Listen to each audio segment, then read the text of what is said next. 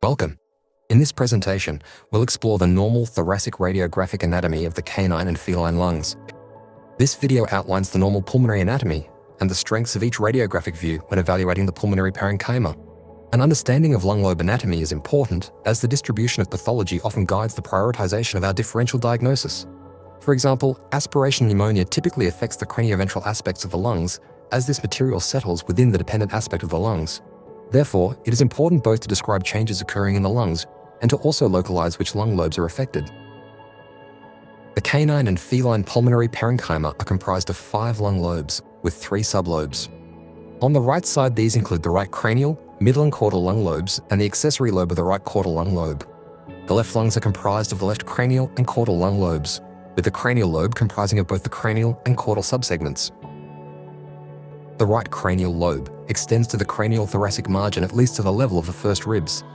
Its caudodorsal border abuts the right caudal lobe, dorsal to the carina. Ventral to the carina, the caudoventral border is adjacent to the right middle lung lobe. The right middle lobe is positioned between the cranial and caudal lobes, located entirely ventral to the carina, which is demarcated by the yellow arrow. Notably, its bronchus, highlighted as the white line, lies as almost directly ventral to the carina, making it susceptible to aspiration pneumonia or other dependent material. The right caudal lung lobe is the largest of all the lung lobes. Dorsal to the carina, the cranial border is adjacent to the right cranial lung lobe highlighted by the white arrows. Ventral to the carina, the cranial border is adjacent to the right middle lobe as noted by the white arrows. Medially, it borders the accessory sublobe and left caudal lung lobes. The accessory sublobe of the right caudal lung lobe arises from the proximal right caudal bronchus. Located axially in the caudal thorax, flanked dorsally by the aorta, see the white arrows, cranio-ventrally by the caudal heart, see the yellow arrows, and bordered caudally by the diaphragm. On lateral radiographs, this lobe is superimposed over the caudal lobes. The caudal vena cava follows its mid-right lateral margin cranially and courses caudoventrally along the right aspect of the sublobe. The left cranial lung lobe is divided into cranial and caudal subsegments. The cranial subsegment is supplied by dorsal and ventral secondary bronchi and may extend across midline into the right cranial thorax at its most cranial aspect. On the left lateral view, the end-on aspect of the left cranial lung lobe may be identified as a triangular to ovoid gas-opaque structure cranial to the right cranial lung lobe, as noted by the orange outline on the left lateral image. The caudodorsal aspect of the cranial subsegment abuts the left caudal lung lobe, dorsal to the carina, as noted by the white arrows. The caudal subsegment of the left cranial lung lobe arises just after the left main stem bronchus splits. This sublobe is located entirely ventral to the carina, highlighted by the yellow arrow, nestled between the cranial subsegment and the left caudal lobe. The left caudal lung lobe mirrors the right caudal lobe in positioning on the left side. The medial margin borders the accessory lobe and right caudal lung lobe. Cranially, dorsal to the carina, the left caudal lung lobe abuts the cranial subsegment of the left cranial lung lobe. This margin is highlighted by the white arrows. Ventral to the carina, the left caudal lung lobe is adjacent to the caudal subsegment of the left cranial lung lobe, highlighted by the white arrows. The effect of recumbency.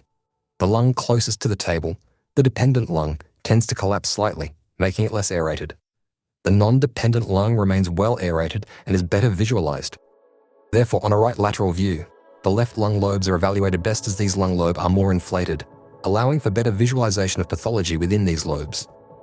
The left lateral view is the optimal view for evaluating right lung lobe pathology.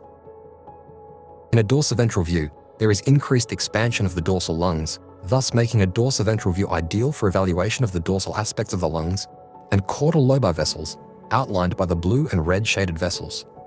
The dorsiventral view has limitations, including causing pooling of pleural effusion in the ventromedial aspect of the thorax. This reduces the sensitivity of this view in the detection of pleural effusion compared to the ventrodorsal view.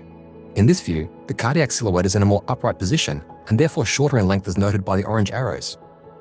Best practice for thoracic radiographs would be to perform at least orthogonal views, including a lateral view and ventrodorsal or dorsiventral view in most cases.